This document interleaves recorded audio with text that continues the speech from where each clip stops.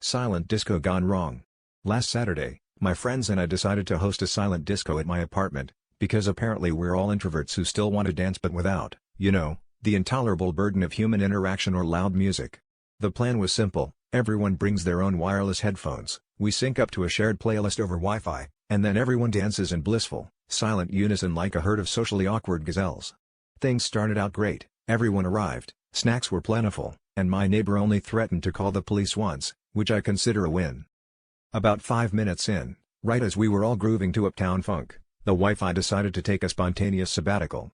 Suddenly, everyone's headphones cut out at once. There was this weird moment where we all just stood there, mid-dab, staring at each other in total silence, like someone had just paused real life.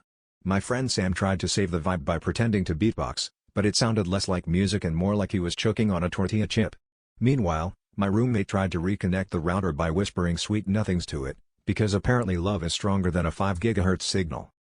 Not wanting to give up, we all attempted to keep dancing, but without music. The only soundtrack was our own heavy breathing mixed with the existential realization that none of us actually knew how to dance without a beat.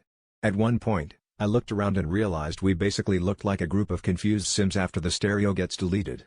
My friend Jess started interpretive dancing her confusion, which honestly just looked like she'd dropped her phone and was searching for it using only her feet.